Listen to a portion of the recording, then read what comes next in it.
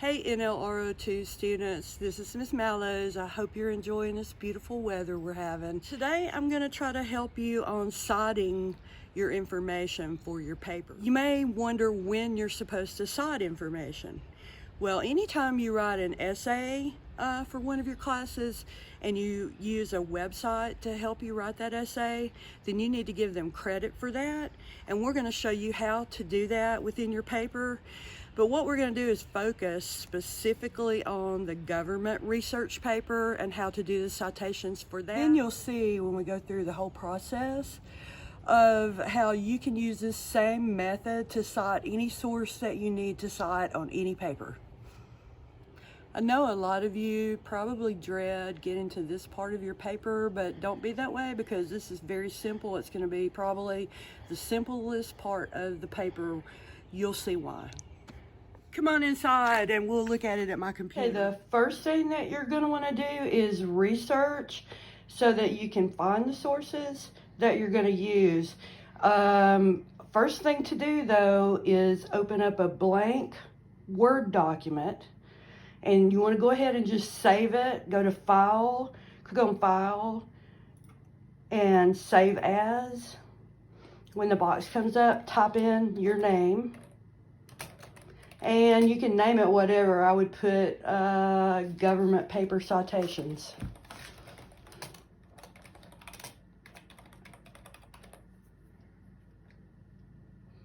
Okay, and save it. All right, now, since this is the government paper that we're talking about specifically here, the format that they want you to use is to actually type out the name of the branch for the source you're using. So just go ahead and type judicial branch.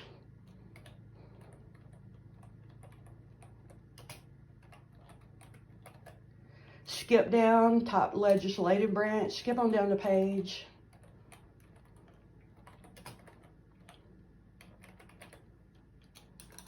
Oops.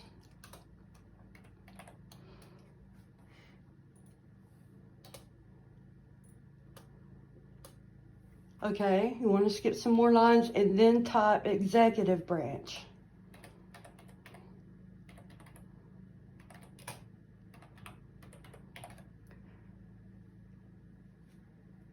Okay, so take your cursor back up to the end of judicial branch and hit this enter key.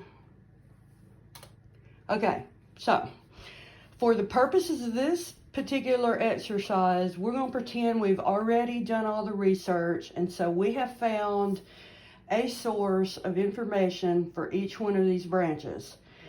The topic that we picked was the smoking ban and how the three federal branches of government have reacted towards the smoking ban. Okay, so we're working with the judicial branch, and we found a website about Supreme Court cases. So Supreme Court cases would fall under judicial. What we're going to do is just go up and highlight that URL, copy it, go back to your Word document now and paste it beneath judicial branch. Okay, then take your cursor down to legislative branch, space one time. Okay, now we're ready to go back to our article that we're going to use for the legislative branch. Okay, so this one is talking about laws that have been passed regarding that, and this legislation would focus on the House of Representatives and the Senate. And so once again, we're just going to copy that URL at the top of the screen, take it over to your Word document and paste it, and take your cursor down to executive branch and space down and you're ready for your executive branch URL. So go back to the article for the executive branch, and this article is about the president signing the legislation. So it's about the president, that is the executive branch. So go up and copy your URL, take it back to your Word document and paste it under executive branch. Now go up and hit File Save. Just in case you were to have a thunderstorm or something that knock your computer off, you would have lost all the information. So now that we're safe, we've got our Word document saved, we're going to go to what is called Citation Machine. And this is the greatest thing that they have ever invented for research papers, because all you have to do is you're going to type in Citation Machine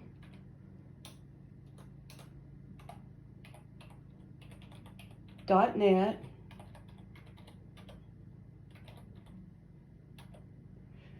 / MLA, I'm sorry. So it's citationmachine.net /MLA/. And I'm going to go to that website.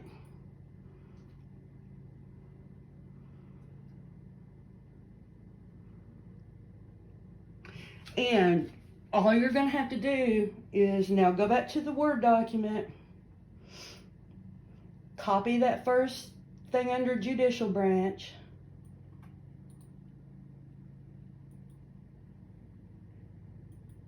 go back to Citation Machine. Okay, so we're going to paste the first URL into the box on the Citation Machine and just click on Search.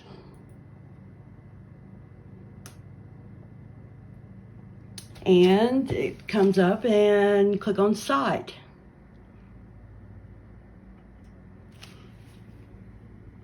And continue.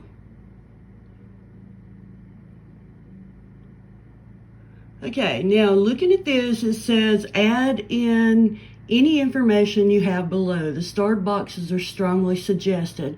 So you see it's missing the author's name.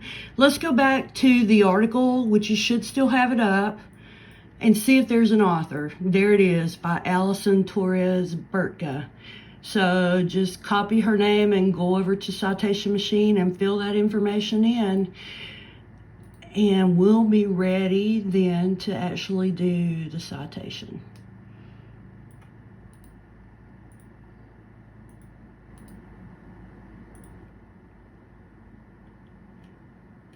Okay, looks good now. So click on Complete Citation.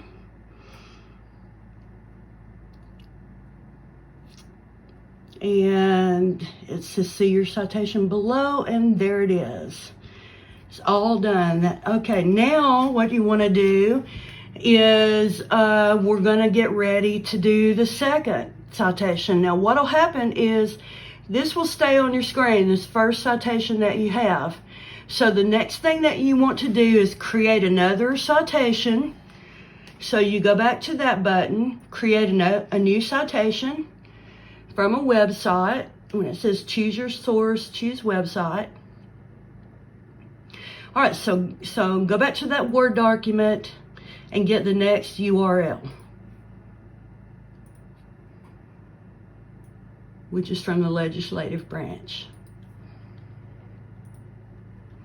So copy it, take it back to the Citation Machine, and put it in the box, paste it in the box. Search.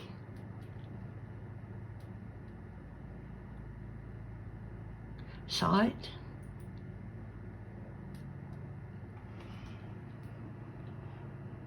And continue. Okay, now it's coming up, it needs the author's name on this one as well. So we're going to go back to that article and see if there's an author's name.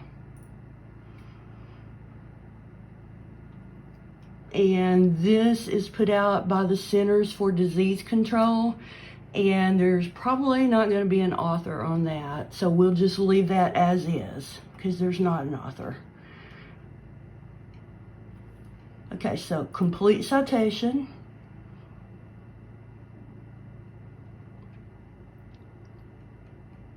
Now you've got 2 citations. You need one more. Go back to your Word document. Copy that last URL. Create a new citation. Paste it in. And then just start hitting the buttons and see if that one comes back needing any more information.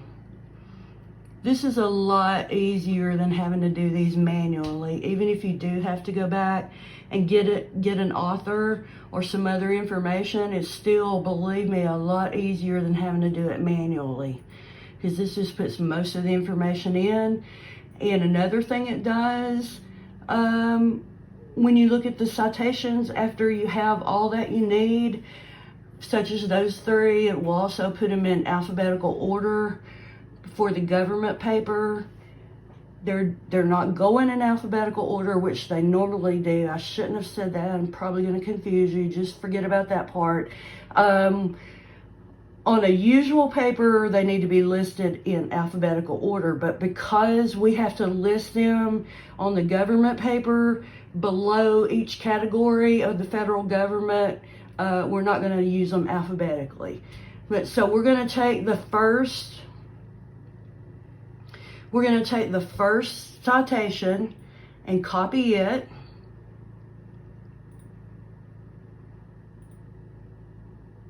And then we're going to put it back in our Word document under Judicial, paste it. Okay, now go back and get the next citation, which would be for the legislative branch.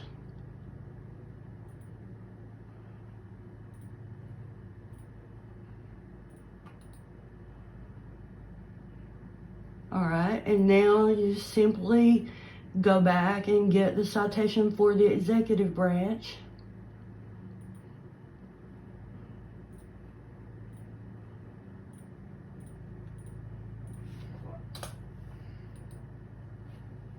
And you're done. You have your 3 citations for the federal government for how they reacted to a ban in smoking, or what their response was to a ban in smoking. So we have the first step of the research paper already done. That helped, because citations are really nothing to worry over.